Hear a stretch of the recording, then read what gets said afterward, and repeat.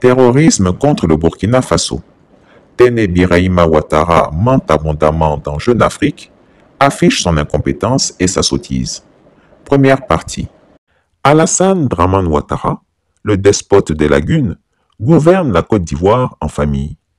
Son népotisme n'est plus à démontrer, tellement l'homme s'est comporté en conquérant barbare, depuis qu'il a fait irruption par effraction dans notre vie politique nationale en 1989, après avoir notamment, grâce au charme de sa dulcinée Dominique, trompé la vigilance du président Félix Houphouët-Boigny vieillissant.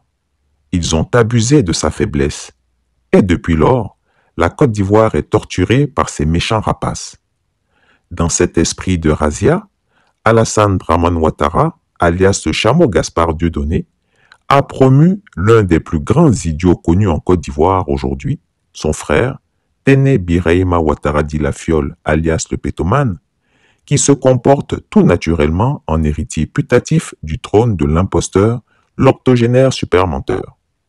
Au mépris total de la souveraineté du peuple ivoirien et sans la moindre honte, le despote ivoirien a fait de son petit frère le soi-disant ministre des Affaires présidentielles, alors même que son grand frère est déjà président, comme si cela ne suffisait pas. Il a ensuite fait de cet abonné notoire aux cigarettes Craven, au whisky et à la bière Guinness, le ministre d'État et ministre de la Défense de notre pauvre Côte d'Ivoire, capturé par ce clan de grigous aux estomacs sans fond.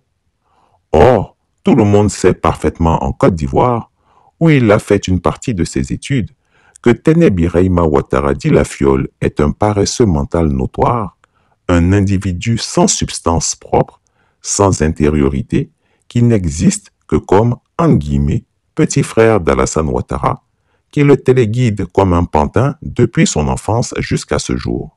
À la moindre question qu'on pose à ce bedonnant, il répond toujours en commençant par « Mon grand frère m'a dit que », nous rappelant étrangement le fils missionnaire de François Mitterrand, Jean-Christophe, qui se promenait pour récupérer des valises d'argent en Afrique avec les mots de passe « Papa m'a dit ». Tene Birahima Ouattara, en un mot comme en mille, est une coquille vide, un personnage creux et vil, envieux, velléitaire et incapable de la moindre initiative personnelle. C'est un pion d'Alassane Dramane Ouattara qui le manipule et lui crie dessus à volonté, le tourmentant même parfois tel un zombie. Or, devant les accusations puissantes de déstabilisation terroriste formulées par le président du Burkina Faso, le capitaine Ibrahim Traoré contre le régime d'Alassane Ouattara, le vieux grigou, en date du jeudi 11 juillet 2024, le chameau n'a pas hésité à envoyer dans la feuille de chou de Jeune Afrique son incongru cadet la Fiole dans l'espoir de redorer le blason de son régime vassal du néocolonialisme français et de l'impérialisme américain. En appelant au secours le cocaïnomane Marouane Benyamed, fraîchement naturalisé ivoirien, pour tous ces mensonges payés rubis sur ongle aux frais du contribuable ivoirien, le vieux grigou a pourtant chargé son frère d'une mission impossible, à savoir nier la réalité tangible des faits qui accusent de façon indubitable le régime terroriste et néocolonisé du dictateur des lagunes. Tene Birahima Ouattara dit la Fiole a déballé un tas de mensonges dans les colonnes de Jeune Afrique en réponse à toutes les questions qui lui ont été posées. Passons méticuleusement en revue toutes ces affirmations farfelues. On lui demande d'évaluer la menace terroriste qui pèse sur la Côte d'Ivoire. Il répond que celle-ci existe et qu'elle est mieux maîtrisée en Côte d'Ivoire qu'au Mali et au Burkina Faso. Or, c'est faux. Les terroristes tueurs des soldats ivoiriens à Kafolo n'ont été récemment retrouvés que grâce à la traque de l'armée américaine. Les services de défense et de sécurité de la Ouattari, occupés aux pratiques maléfiques, ne maîtrisent pas la situation sécuritaire du pays et ne se fient qu'aux troupes françaises et américaines qui occupent désormais massivement notre territoire national. Salle de mariage de la mairie de Toumoudi, dans la région du Bélier, au centre du pays. Les populations des 8 villages impactés par les activités du champ de tir du camp militaire français, l'Homo Nord, s'opposent fermement au projet de réouverture et d'extension du site de 2500 à 7800 hectares. Lors d'une rencontre avec les élus et cadres de la région, les habitants de l'Omo Nord et des villages voisins ont dénoncé le non-respect des engagements pris par l'armée française et les dommages causés par les activités militaires. On leur a donné une partie, une parcelle. Je crois qu'ils vont s'en servir de ça. Maintenant, s'il y a des armes de longue portée ou quoi, je crois qu'ils doivent chercher un autre site, mais pas ici. Et puis voilà une armée forte, une puissance, aux côtés des populations pauvres. Ils ne font rien pour nous. Mais alors, quelle est cette cohabitation? Les terres cultivables qui sont spoliées, les tirs qui vont au-delà de la limite originelle, qui parfois fait des victimes. Et cette présence empêche nos populations de vaquer librement à leurs occupations. En plus, les tirs ont des impacts sur nos maisons, nos habitations. Message entendu par les autorités locales qui ont appelé les populations au calme tout en promettant de remonter l'information au sommet de l'État. Ils nous ont appelés, nous les avons écoutés, nous pensons qu'il n'y a pas de problème sans solution. Nous allons approcher dès ce jour la préfecture, monsieur le préfet, qui est le représentant du président de la République ici à Toumodi. Et au-delà, il nous montrera les voies à suivre pour pouvoir trouver une solution définitive à ce problème. Le camp militaire français, l'Omo Nord, rappelons-le, est situé dans la région du Bélier. Il a été construit en 1975 et servait de camp d'entraînement pour les soldats français basés sur le sol ivoirien. Téné Birahima Ouattara Di La Fiole reconnaît lui-même l'incapacité du régime RHDP à sécuriser le pays, puisqu'il avoue que ce sont des puissances militaires étrangères qui ont sécurisé la CAN récemment tenue en Côte d'Ivoire. Citons ses propres aveux à Jeune Afrique. Il faut remercier et féliciter les partenaires étrangers, que ce soit la France, le Maroc ou les États-Unis, qui ont apporté leur savoir-faire pour sécuriser la compétition. Bien sûr, ce sont des pays présents à nos côtés en termes de formation, de renseignement et d'équipement. Fin de citation. Quel aveu de tutelle, de dépendance et d'impuissance de nos vassaux, du néocolonialisme et de l'impérialisme occidentaux. Par ailleurs, La Fiole raconte n'importe quoi dès lors que tout le monde sait que c'est l'OTAN, c'est-à-dire les États-Unis, la France et la Grande-Bretagne, qui ont déstabilisé tout le Sahel à travers le saccage de la Libye et l'assassinat de Mouammar Kadhafi en 2011. Comment peut-on estimer que la Côte d'Ivoire est à l'abri du terrorisme, alors même que l'alliance de l'OTAN, qui a parrainé l'invasion terroriste d'Al-Qaïda et de l'État islamique au Sahel, est solidement installée en Côte d'Ivoire? Héberger les forces marraines du terrorisme contre nos pays voisins ne finira-t-il pas justement par nous porter malheur, comme c'est le cas au Burkina Faso aujourd'hui, qui autrefois servait de lieu de repos aux chefs d'Al-Qaïda et de l'État islamique? Les forêts classées abriteraient quelques éléments résiduels qui pourraient inquiéter le village. Direction. La touffe à côté là, c'est ça la direction. À pied, les commandos vont épier leur cachette jusqu'à la rive de la Komoué. C'est la frontière là. Cette barrière infranchissable. Ces eaux matérialisent la frontière entre la Côte d'Ivoire et le Burkina. Mettons au-delà de l'eau une base avec des individus à l'intérieur. Les éléments n'ont pas le droit de poursuivre des terroristes. Il y a quoi de l'île là-bas?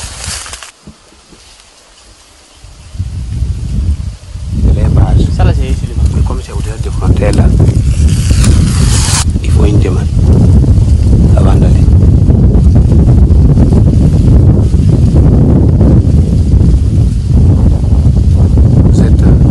Vous êtes frustré? Non, ça nous fait mal. Ça nous fait mal. Ça nous fait mal. Quand on les voit comme ça, on met 3 roquettes là-bas. Et puis on ne peut pas. Il y a un même qui partait pour prier. On le regardait même, yeux dans yeux. Mais il ne nous voit pas. Mais nous, on le voit, lui, il part pour plier. Avec peine et frustration, les fantassins rebroussent chemin. C'est la grande muette. Personne ne discute de diplomatie ou de politique.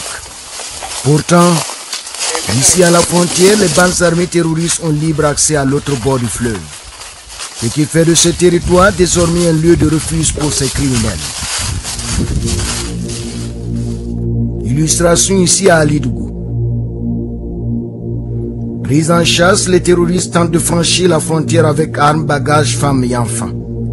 Même scénario à Elintira. Ce village du sud-ouest burkinabé était devenu un sanctuaire terroriste avec des trafiquants de tout genre. Par ailleurs, tout le monde a bien vu les images des groupes terroristes qui ensanglantent le Burkina Faso, trouvant tranquillement refuge en Côte d'Ivoire, avec la bienveillance des forces de défense et de sécurité, à la solde des frères Ouattara. Dans ces conditions, le régime ivoirien actuel ne peut pas nier son implication directe aux côtés de la France, des États-Unis et de l'OTAN dans la déstabilisation de la Confédération des États du Sahel. À propos de la question du tracé exact de la frontière entre la Côte d'Ivoire et le Burkina Faso, Téné Birahima Ouattara Di Lafiole ment encore, car il fait mine d'oublier que le vieux Grigou, Alassane Ouattara, a tenté de doubler le Burkina Faso en sollicitant secrètement l'intégration de la région de Sindou, son village d'origine au Burkina Faso, à l'intérieur de la carte administrative de la Côte d'Ivoire. Les propres pays. Ces pays-là, quand vous regardez les documents d'achat des armes avant, vous allez prendre une calache dans le temps qu'on vendait sur des papiers de l'État qui vont aller à 800 000 francs l'unité. Aujourd'hui, les pays avec lesquels on coopère là, à moins de 150 000 francs, on a une calache. Les mêmes pays avant vous demandaient 150 000. Les mêmes pays voulaient demander quelque chose de qualité. Mais c'est là-bas même qu'eux-mêmes partaient acheter. C'est des surfacturations qui nous amènent à ce niveau. Et regardez combien on a perdu. Donc, et ça veut dire que et les mêmes pays avec lesquels nous coopérons, si nous lançons une commande d'armement, même aujourd'hui, en moins de 10 jours, nous avons notre cargaison ici. Il y a eu combien sur lesquels en principe, on doit parler de blocage. Oui, puisque nos nouveaux partenaires nous permettent d'avoir... Voilà pourquoi le Premier ministre a dit hier que l'intensité de feu de l'armée s'augmente. C'est justement parce qu'on s'est orienté vers ses partenaires et il n'y a pas de blocage à cet endroit que ça arrive à avancer. Les blocages, ce sont ceux déjà qui ont nos appareils qui ne veulent pas livrer. Vous avez vu, c'est dans quel mois, le mois de juin ou de juillet, que vous avez vu, non, le mois de mars, je pense, que vous avez vu du matériel qui a quitté la Côte d'Ivoire, qui était bloqué, ainsi de suite. Tout ça, ce sont des pilonnages qui sont faits par l'extérieur pour venir... Est-ce que ça, c'est la vérité? Parce qu'il y a tellement de propagande. C'est la vérité. La propagande, c'est que je pense que les gens aussi doivent se dire la vérité. Voilà. Parce que, et si vous voyez mon ancien patron d'Aniba qui a dit, quelqu'un qui se bat pour sa chose, c'est pour lui la chose, il n'a pas été au fond, mais ça a un contenu. C'est parce que justement, la zone qui fait frontière à la Côte d'Ivoire, les autorités ivoiriennes avaient dit que de laisser, ils vont défendre jusqu'à Sindou. Lui, il a dit non. Ce qu'il faut, si vous avez des moyens à donner, donnez-nous les moyens. Nous allons nous organiser pour défendre la localité. Parce que si on vous permet cette façon d'agir, après même quand on va revenir à la sécurité là, ces localités se recommandent de quel pays? Et la Côte d'Ivoire nous a donné les moyens. J'arrive. Oui. Mais voilà pourquoi, quand la Côte d'Ivoire a décidé effectivement de donner ses moyens, dans ce mois, c'est la Côte d'Ivoire même qui a dit de ne pas communiquer là-dessus. Donc c'était depuis chaud d'Amiba, n'a pas communiqué là-dessus. Alassane Ouattara a bien voulu voler le territoire souverain du Burkina Faso pour assouvir sa soif mythomaniaque et mégalomaniaque d'effacer ses origines reniées en terre voltaïque d'autrefois. Ben, ceci étant, il faudrait que je précise à nouveau ce que j'ai dit à notre frère Lacoué. Je lui ai dit que il faut qu'il se mémorise sa géographie et son histoire. Que les frontières actuelles de la Côte d'Ivoire n'ont pas toujours été les frontières antérieures de la Côte d'Ivoire. La Côte d'Ivoire allait au-delà de Bobo Dioulasso et que donc dans cette partie du nord, il y a beaucoup de familles qui ont fait le va-et-vient entre les deux parties, entre les deux pays. Et d'ailleurs, je vois que beaucoup de gens parlent d'intégration africaine. Moi, je souhaite que dans 10 ans, dans 20 ans, mais nous ayons une Côte d'Ivoire qui va au-delà d'Odiéné, au-delà de Bouna, de Bondoukou, etc. Au-delà de Wangolodougou, etc. Que ce soit une Côte d'Ivoire avec peut-être un autre nom qui englobe le Mali, le Burkina, le Ghana, etc. Pourquoi pas? C'est ça la réalité. L'Europe vient de nous donner l'exemple. Pourtant, ils sont plus nombreux que nous, ils sont plus forts que nous, ils sont plus riches que nous. Nous allons rester dans notre micro-nationalisme, je dirais même micro-régionalisme. Comment peut-on donc faire confiance au régime ivoirien actuel des imposteurs Ouattara pour mener à bout les travaux du grand traité de coopération entre la Côte d'Ivoire et le Burkina Faso, dont les véritables acteurs depuis 2008 sont Blaise Compaoré, Laurent Gbagbo et Guillaume Soro? Rendez-vous compte que cet incompétent notoire de Téné Birahima Ouattara dit la Fiole n'a même pas connaissance de l'existence du traité d'amitié et de coopération de 2008, puisqu'il n'évoque que les compléments de 2016 à ce traité qu'il n'a sûrement jamais lu. Quel fainéant à la tête de la défense nationale! Quand Téné Birahima Ouattara fait mine d'attribuer au Burkina Faso des velléités d'agression contre la Côte d'Ivoire, il occulte au passage les nombreux officiers et soldats burkinabés que le régime d'Alassane Ouattara loge et entretient actuellement dans la ville de Yamoussoukro, sans oublier les renégats Alpha Bari et Djibril Bassolé, qui ont leur coudée franche à Abidjan pour attaquer jours et nuits sur les médias français le régime MPSR2 du président Ibrahim Traoré. Téné Birahima Ouattara fait mine d'ignorer que les soldats français chassés de la base de Kabouinzin au Burkina Faso par le régime Traoré se sont tous repliés en Côte d'Ivoire pour mieux superviser les représailles menées contre ce pays. Pourquoi le Burkina Faso devrait-il coopérer militairement avec le régime de Ouattara alors que celui-ci est précisément sous le contrôle des forces de l'OTAN qui sont responsables de la déstabilisation sahélienne tout entière? Les emails d'Hillary Clinton, révélés par Wikileaks, les aveux publics de Barack Obama en 2011 à Deauville, en France, les révélations du ministre russe Sergueï Lavrov sur les confidences du ministre français Laurent Fabius, les aveux d'Emmanuel Macron sur la responsabilité française dans la tragédie sahélienne dans une interview au quotidien Le Figaro en juin 2017, sont des preuves irréfutables de la responsabilité de l'alliance de l'OTAN dans l'expansion du terrorisme en Afrique actuelle. Qu'en fait donc ce menteur à la petite semaine de Téné Birahima Ouattara dit la Fiole, alias le pétomane? On voit bien que le faible QI de l'individu, notoirement déficient cognitif, a été remplacé par les réponses bricolées de son cabinet au très corrompu canard de Jeune Afrique.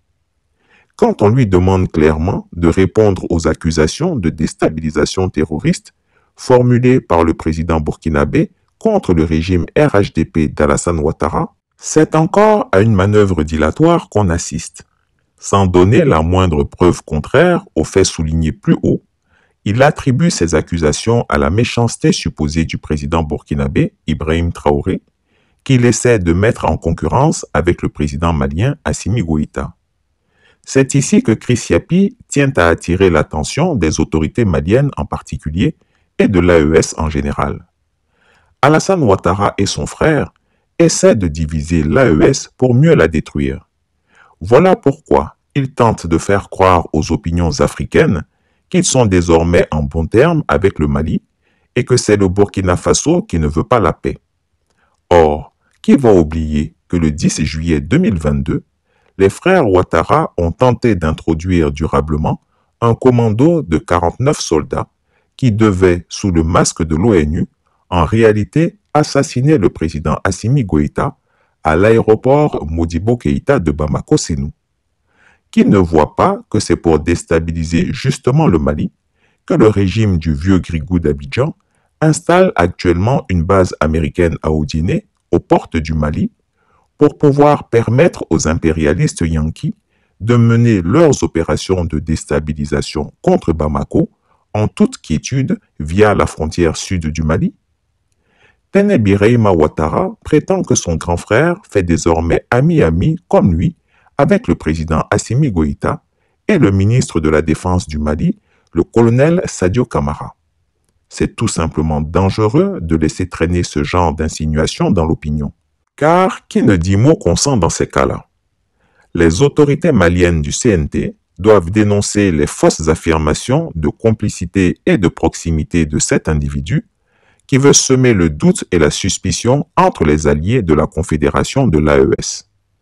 Il faut dénoncer les propos tendancieux du pétomane pour rassurer les alliés burkinabés et nigériens que rien ne se trame dans leur dos entre le Mali et le régime d'Alassane Dramane Ouattara. C'est un impératif et une urgence. Que ceux qui peuvent parler aux autorités maliennes relaient mon message en plus haut lieu. Ne laissez pas ces démons de la Ouattari s'incruster dans la confédération de l'AES. De même, j'ai vu qu'un autre grigou du RHDP, le sieur Touré Alpha Yaya, député à l'occasion, avait osé aller se balader sans conséquence en fin juin 2024 au Mali. Ce trafiquant d'or et escroc international est une dangereuse taupe. Les services de renseignement maliens doivent resserrer leurs nasses, sinon bonjour les dégâts. Qui baisse la garde devant Alassane Ouattara finit vite dans le trépas. À bon entendeur, salut. Fin de la première partie. Chris Yapi ne ment pas.